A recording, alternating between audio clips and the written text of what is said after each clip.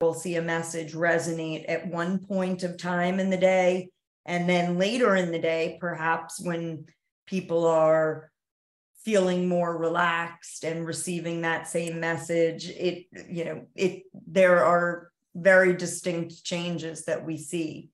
But we are able to put a lot of different messages out there and then really keep fine tuning until we find the one that works best. We even do that with websites. We do growth-driven website design. So what we will do down to offers and different components of the website will sandbox different changes. Thank you so much for tuning into Journey with Christian D. Evans podcast. I'm your host, as always, Christian D. Evans. Now, how do you box outside your weight? When you're a small company or you're sitting there and you're going by and pass all these big conglomerates and big behemoths, and how do you compare? How do you run a marketing campaign? How do you run and scale to X amount of growth, 8 and 9 figure business? Well, that's the reason why I have this expert on. She is the CEO and founder of Sublime Communications. She has worked with so many different industries like cybersecurity, fintech, blockchain, NFT, automotive, health and wellness, beauty, e-com, so many B2B, B2C, SaaS, whatever it is. And the reason why she's been able to have explosive growth with so many different companies is because she's able to get a dialed in message and make it unique and make it different and decommoditizing your message. What does the Sublime mean to you? That's the question she asked. To her, means marketing that has an insight-based strategy, a clear, concise message, and an engaging way of talking to your audience. Please welcome the CEO and founder of Sublime Communications, my friend, Nicole Einstein. How are you doing today, Nicole? Great. And thank you so much for having me. It's really great to be chatting with you today. Well, I'm very excited about diving into this because, like I mentioned, something we talked a little bit offline, and I love what you said. It's helping companies really box outside their way, right? And I love that an adage because you work with some very large cybersecurity companies. You work with Serena Williams, an incredible personal brand. And, she even mentioned to you, it felt like Sublime you guys were able to just connect. Like you had that synergy, you knew. And what I found so interesting is there's so many people in the marketing world very orthodoxly saying, hey, you know what? You got to niche down. You got to niche down. And you did it. You are very industry agnostic. And what that tells me is that the methodology, no matter what industry, whatever the methodology you work with within Sublime, works with every industry. So help me understand, help me unpack. During your journey, at what point did you start developing or discovering this methodology that you guys use within Sublime Communication? Sure. I love that question. And that's why it's always amusing to me when I work with a client in a different type of tech. It's very often tech where people are so quick to say, oh, well, you guys probably won't be able to figure this out. It's so complicated. And the truth is, every time we engage a new client, I like to think of it as getting a mini MBA because, we go really deep. We have to understand the industry. We have to understand the competitive landscape, and we need to understand internally what that business is about, what makes it tick, what are the stress points, full SWOT analysis. But it's so much more than that. I like to say we get under the hood, we understand the business and the category it's living in, and then we like to listen. We really like to listen not only to the internal constituents,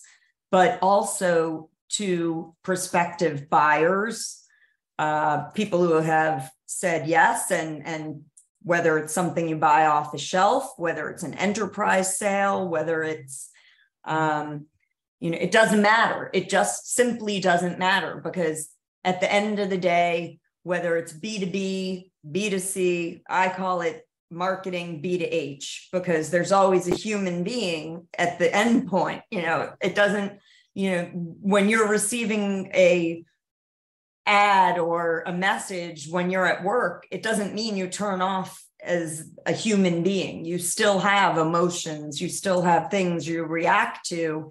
And it may be because you want something that's going to make your work life simpler so you can spend more time at the gym or spend more time with your family. Whatever those triggers are, at the end of the day, there's a human being saying yes or no to something because they feel motivated by what's been put in front of them. So our job is to understand what really authentically connects someone, not just with the brand, but what makes their life better by engaging with this brand, product, service, or personal brand. And I love what you're saying there, because you focus really on the data and the research and the analytics, and you're really relying on that to then be able to, before you start really just pushing out a marketing message, XYZ, or you work with cybersecurity, so you imagine that same marketing message could work with this cybersecurity. You very every like you mentioned, MBA, you focus on each one of the companies and unpack at a high level. I want to ask in regards to, let's dive deeper into this. What is Sublime? How do you guys go ahead and do research, analysis, data points, and unpacking that when you're working with a new client? Because I would imagine a lot of companies come to you, they probably had a trial and error with other marketing agencies. And so they come to you and like, okay, can you help us? Can we do this? And so they probably have some things that were working, maybe some acquisition, maybe some marketing messaging, but it wasn't dialed into the fullest capacity. You guys are really good at really doing that next level, like you mentioned, really looking under the hood and finding everything. So help us understand what that looks like in regards to analysis and research. Sure. So, where we always begin, aside from having really crystal clear alignment, because believe it or not, so many things break down in agreeing on what it is that you are going to be doing. Because it's amazing how a bunch of people can sit through a meeting and everyone hears something completely different. So, I'll usually hear what I want to hear. No, I'm kidding. But, everybody comes out of it with a slightly different take. So alignment is always the first step, and making sure that everybody is running on the same track. And then we do a brand audit. And so we just ask for a data dump. We have clients send us everything that they've done in the past, whether it's been internal work with other agencies. We look for third-party data. We find and get our hands on whatever we can. And we really comb through everything. And we read it with a lens, because so often brands have looked at this stuff the same way and drank their Kool-Aid as everybody does. And so seeing things with a fresh lens is so important, and being able to call out some different thinking from what's already there is always the first step of the journey. And then, if necessary, research is great. And, I come from a very long background in market research. My father actually was in marketing research, so I always have loved it. But what I found is a lot of clients don't have the time, the budget, and resource to do it. So we have to be really savvy and nimble and good listeners and tap into the insights that resonate. So it's a combination of listening to people internally, but also, most importantly, gaining those insights about your audience, because you can thump your chest all day long and talk about, what a great brand, product, service you are. If you're not telling me or demonstrating to me why I should care, if you don't, at the end of the day, understand why someone wants to use your product, you've lost them. People want to be engaged. People want to feel something. So it's when you make that connection that a brand gains a customer, and oftentimes someone who's much more loyal. Now, this is what I find so interesting, Nicole, is I have talked to some companies that are mid seven figures, and they're at that stage where they have some C-suite leadership, right? And what I found very interesting is I was talking to someone, and I talked to the CRO, and then I talked to the COO, and then I talked to the CMO, then I talked to the CEO. And I asked them about their clientele or who their avatar is, and each one of them said different attributes or characteristics, or et cetera. And when I started realizing, or you're shaking your head, and so there's this misalignment sometimes. We all have this, like you mentioned, we go into a meeting and we have this different perception of what was just said because we all interpret it differently because of our experiences, et cetera. So Nicole, when you're having this conversation, making sure that there is that alignment, how do you ensure that, okay, hey, Sublime is able to, get that communication, but also say, hey, you know what? Let's adjust maybe the avatar. And sometimes there has to be that tough conversation. Because like you mentioned, as you start running a campaign, you start getting data and you start realizing, oh, we thought it was going to be 35 to 55-year-old women that are this professionals, et cetera. But now I'm noticing it's a little younger generation, right? Or whatever it is. It may catch you off guard and it's intriguing. And I think that's what's so fun about marketing. But I'd love to get your response in that regard. Sure. And yes, I was definitely nodding my head when you talked about, when you get that report back from internal people about whether it's who the target is or about what the core brand equity is. Oftentimes you hear different things.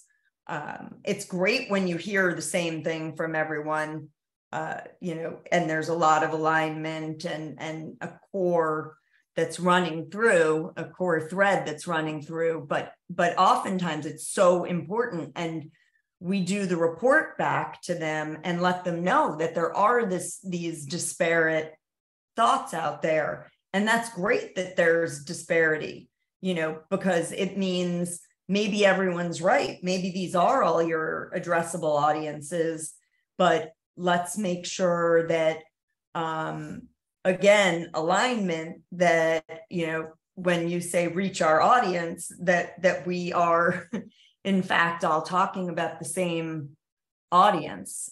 So it's really getting clarity on that and making sure that when we keep pushing forward, that we are tapping into all of these different audiences, and there's so much that we can learn.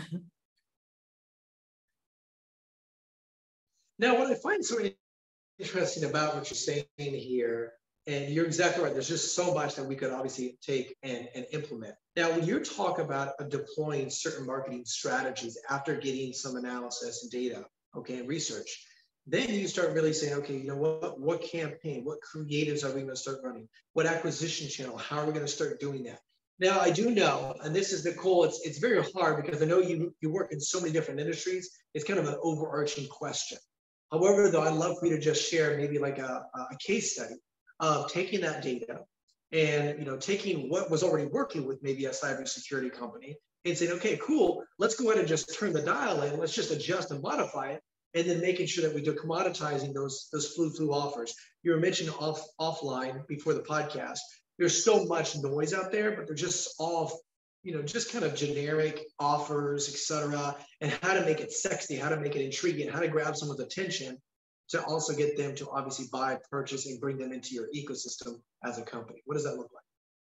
Sure. I think, again, it goes back to really understanding who the audience is that you're targeting. And one example I can give that I think is a very good one.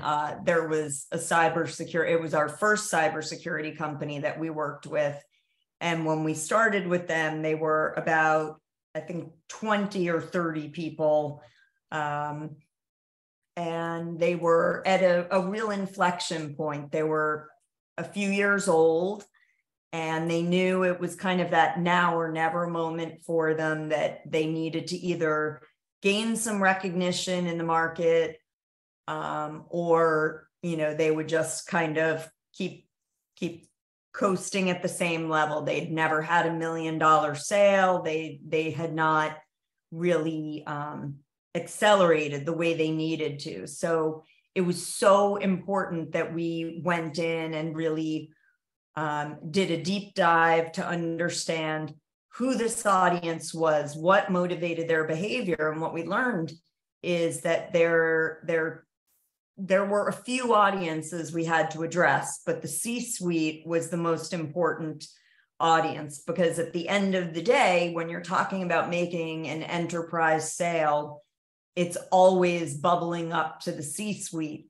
And if they've never heard of the brand, there is no way they're putting their neck on the line for a company that they've never heard of. It goes back to the old adage, nobody's ever gotten fired for buying IBM. Maybe today it should be Apple, but so it's punching above the weight and creating a message that stands out in a cluttered landscape. And so for this particular client, we did extremely simple advertising, and the name of the brand was Silence, but it was spelled Cylance, but it's pronounced Silence. So we used a mnemonic, we used a shushing image, and the line was so simple, silence cyber attacks, silence the hackers, silence threats. And so it was just so simple and visually arresting that it just resonated with people. And then, a really strong media buying strategy behind it, where we knew where and when to reach that C-suite with efficiency and accuracy, where they felt like they were seeing us everywhere, but we were just where they were. And we've done this time and time again. Last year, one of our clients, GitLab, which is a DevOpsSec platform, they went IPO for $10 billion, and we helped them with their message. And talk about a message that's hard to deliver, because their platform does very different things for very different types of clients. You can't prescriptively say what you will use GitLab for. Also, their biggest competitor is Microsoft's GitHub. So talk about a branding dilemma.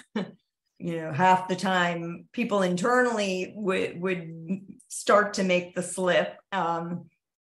But so it really came down to a message that was crystal clear, delivered at the right place in the right time, so that we could, take a brand that certainly didn't have the deep pockets that Microsoft did, but garner the attention and really make an impact.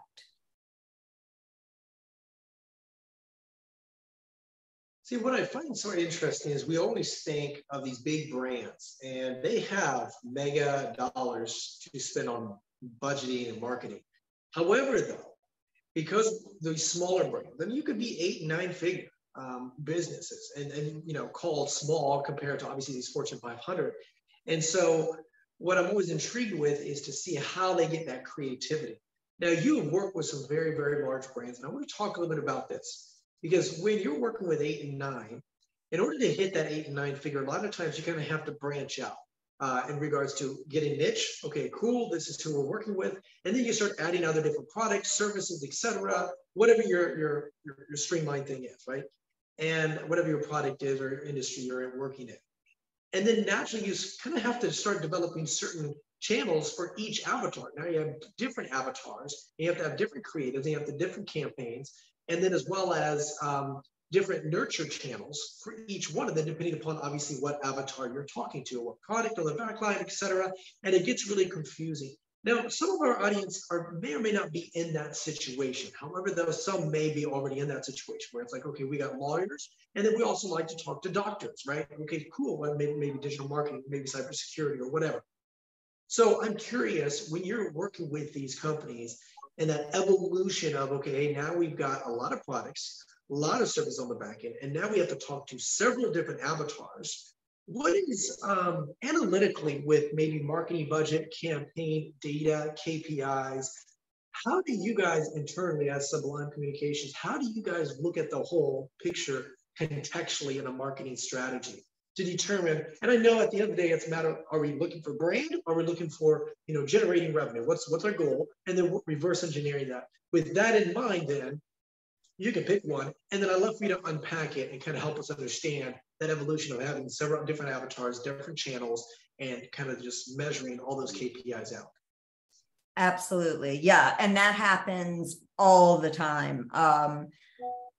Companies big and small often have a lot of different addressable audiences. And, the biggest mistake you can make is a one size fits all type of approach. So it's really about understanding that at a high level, you're going to have a message about your brand, but then that message needs to drop down into each of your different addressable markets. So what is it that's going to motivate your doctor versus your lawyer versus your investor versus your tech guy versus, there's a million different personas out there.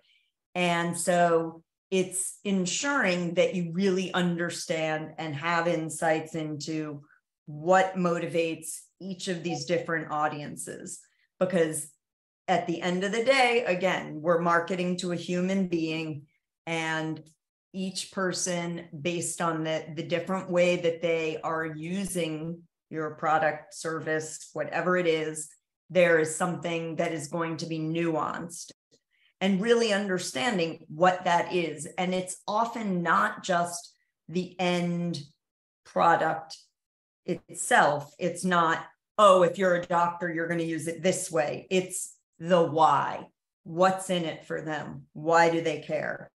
And then putting together a digital marketing, most often digital marketing campaign to address these different audiences, and using marketing automation where we can then drill down and cascade into each of those different audiences and make sure that the right person is receiving the right message at the right time in the funnel. And, because you go from your top of the funnel brand awareness, and then depending on what action a target audience member takes, whether it's just going to the website, whether they go on the website, maybe they start to download something, or whatever action they're taking, we need to know, A, who they are, what action they took, and that will decide for us what the next communication touch point will be for them. Because you certainly don't want to send something about registration to somebody who's already registered.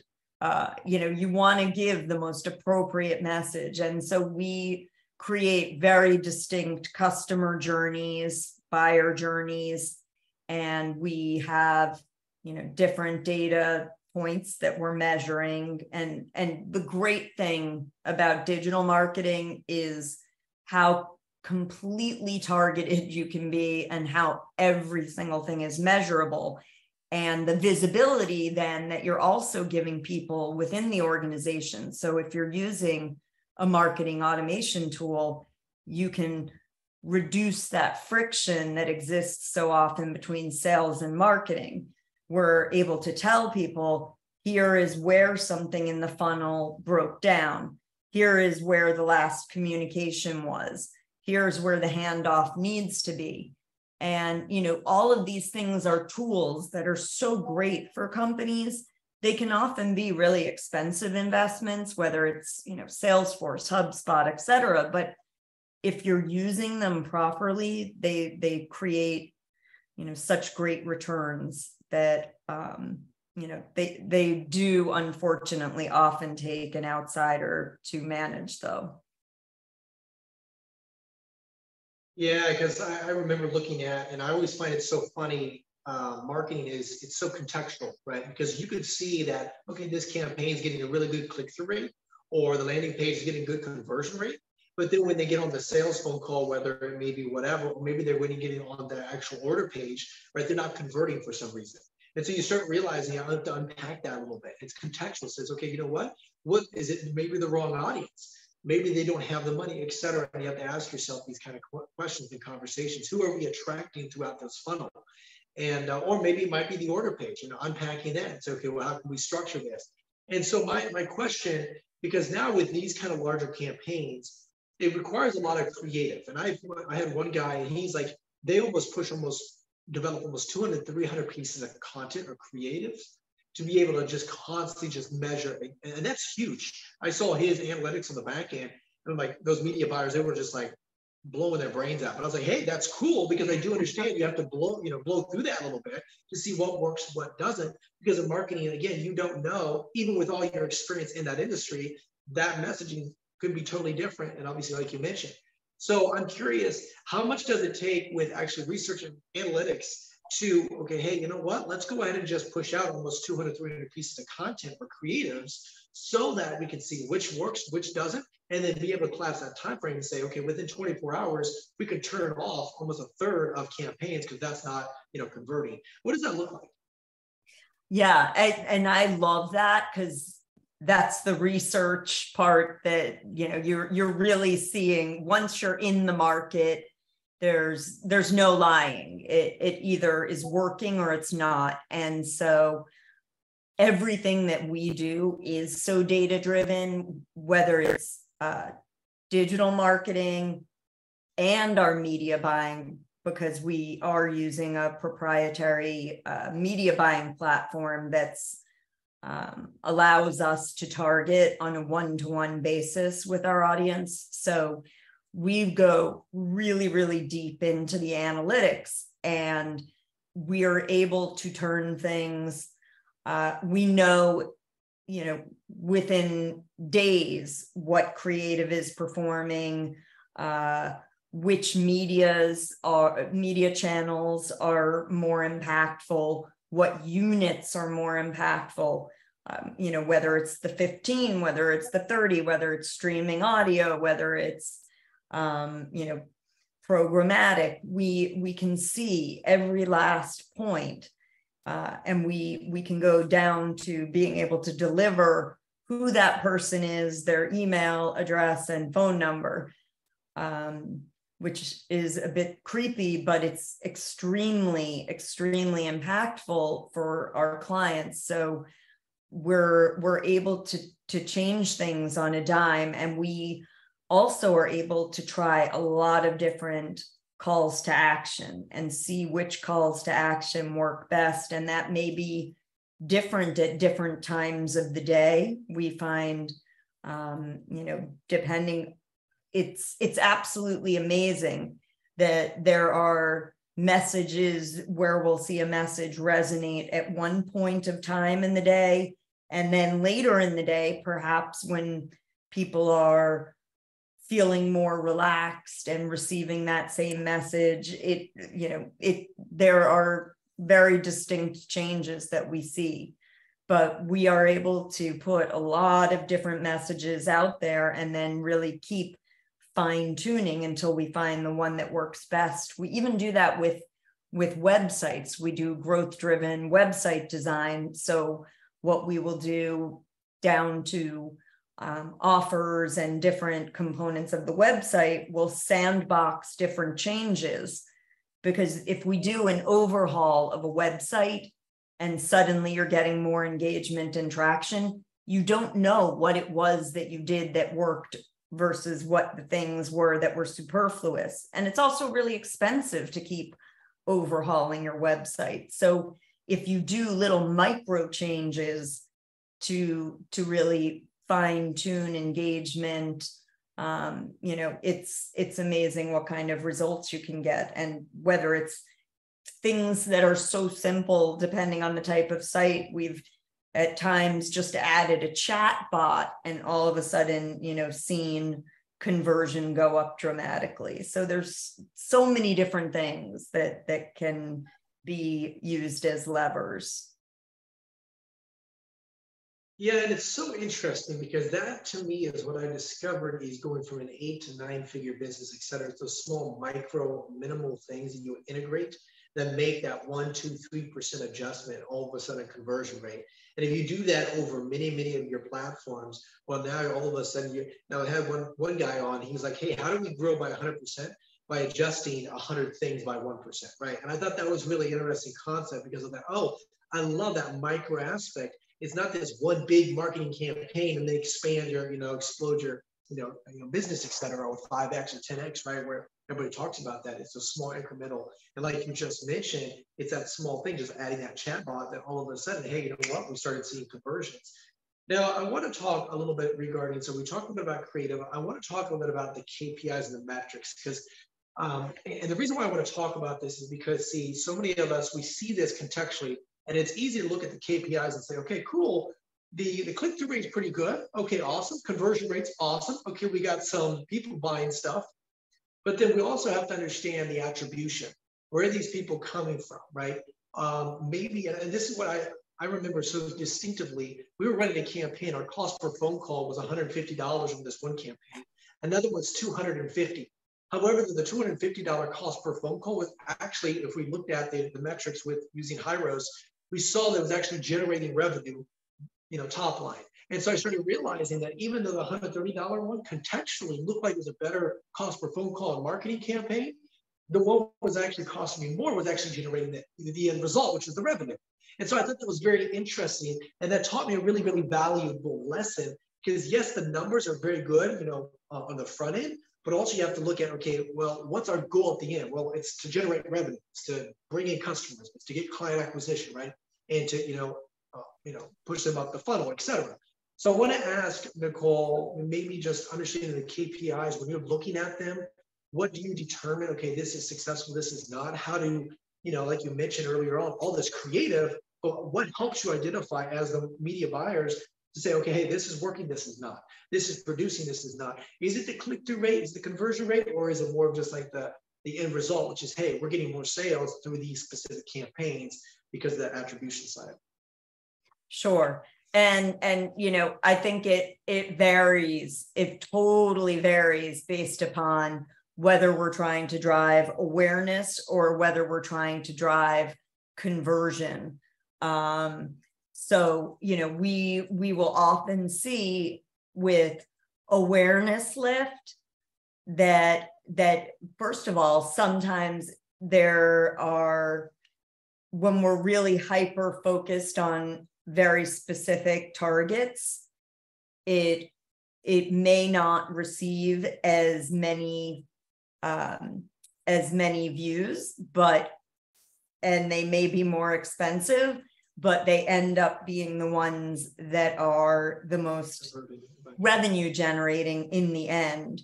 So it completely depends, but we see every different side of the coin with that. And, we have so many different metrics that we answer to. We have some clients that only care about marketing qualified leads or sales qualified leads. Others, they only care about end sales. So every single audience tends to be a little bit different, but at the end of the day, we have to figure out how to deliver and how to really dial up the different levers to make it all work. Yeah, and that makes perfect sense. And that just comes with, obviously, you guys' immense value that you bring when you're working with a company. Now, I want to pivot slightly because I want to mention some really cool things. You guys do a lot of collaboration and partnership. And we were talking about this offline. I've never met a company that had a very holistic approach because your ultimate goal is not just to run a marketing campaign, which I love this. I love your approach. Your goal is to add so much value to that company that it's explosive growth, that experience is something that most CEOs and founders want. They were like, I want someone to really help me scale this to the next level. And I love that approach, Nicole, because then you also do a lot of amazing collaboratives with private equity, VCs, and other, people that are raising capital so that they can anticipate a marketing budget so that you can obviously just focus on really helping them go to the next level. Nicole, at what point during this journey did you start realizing, okay, the power of that collaboration and that partnership, like you were talking about the circles behind my head here, all the connection points. And then as well as just help me understand maybe a case study or something along that line that you've seen because of the amazing collaborative, synergistic relationships you built, you've been able to explode these companies in a good way. Sure, absolutely. Yeah, I think, it all started clicking into place a couple of years ago because we do work for so many different types of companies. They tend to be companies that are going through growth periods, whether the desire is to raise rounds of series funding, whether it is, growth of revenue, just, in order to sustain shareholder price. But whatever it is, it has been a very, very a clear distinction because we have clients that are companies, and then we have a lot of clients that are in the financial space, whether they are VCs, private equity firms, hedge funds, investment firms. And all of a sudden, we started to see that a lot of the types of clients we were working with were exactly the types of clients that our investors were investing in.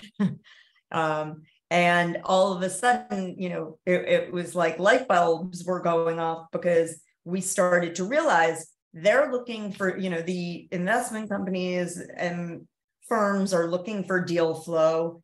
And our clients are the deal flow most of the time.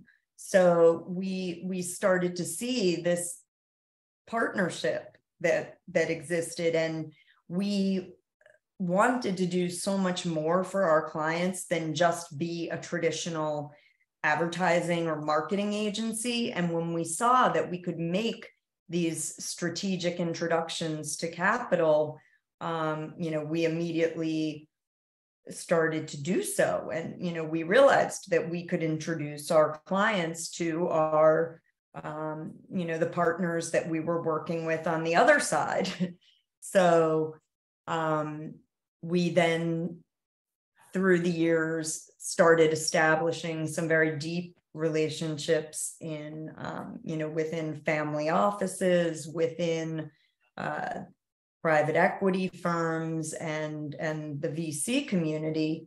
And what all of them have are portfolios of brands. And so they look to us to help them grow many of these brands. And we then decided we would take it even one step further and really be able to help with that strategic growth by employing people who allow us to partner with broker dealers and really engage in helping companies grow through capital acquisition. So it's very different, but it makes total sense because it's all about growth. And whether a company needs money to do their marketing, or if they need to take the money that they've raised and continue to grow and build, we're there on both ends of it. So it just happened very naturally. Well, and the reason why I want to bring that up is to really differentiate yourself. And we've already talked about things that you've already differentiated yourself, but even more so, right? Because that, I think, was really cool how you came in holistically and said, okay, these companies, maybe they run out of cash flow and they need to constantly be raising capital. And so now what happens? You can come alongside and say, hey, well, we've already got an ecosystem that can help you, but also you're working with private equity. And actually, their private equity is like, how can we add value and how can we increase our multiple on the back end? And the way to do that is by, well, marketing, et cetera, on the front end. And so you come alongside. They're good at, acquiring companies at a minority or majority ownership and helping scale, but you're good at the marketing thing. And so you guys have that amazing synergistic relationship. I think it's so powerful, and really just seeing how Sublime is taking companies and helping them explode at a very, very rapid rate. It's just exciting to see this.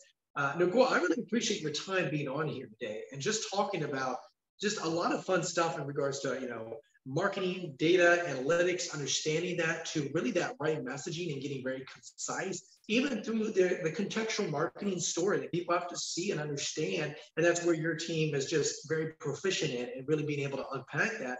And even when you're working with 200, 300 creatives on the front end and really making sure they're focusing on the right KPIs throughout the whole process.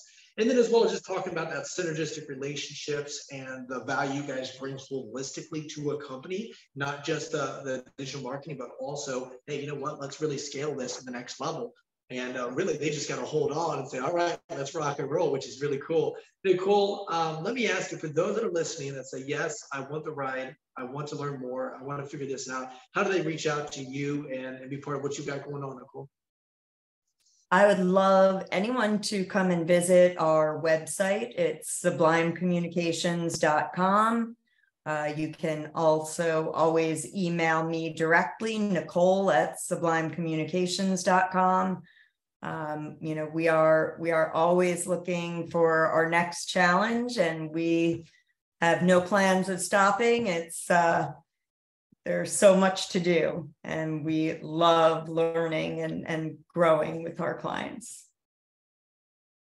Awesome. Guys, those links will be in the description. And Nicole, I appreciate you putting your email there as well. So I'll make sure I grab your email, put that down there below. So that's really awesome. And I'll also put her LinkedIn account so you guys can connect with her and follow. She's got some really cool content and blogs and publications out there. And then also, Nicole, always love to ask my guests before I let you go, is there any last words of wisdom you'd like to share with our audience? Sure. I think sometimes, there is a hesitancy to invest the dollars in marketing. And I think that you will always see a return. If you're partnering with a good firm, those dollars are going to come back to you in many, many, many returns. So, I really do encourage you to look into it. Great words of wisdom. Guys, that is the CEO and founder of Sublime Communications, my friend, the one and only Nicole Einslein. Guys, that is Journey with Christian D. Evans podcast. Until next time, be uncommon if you can.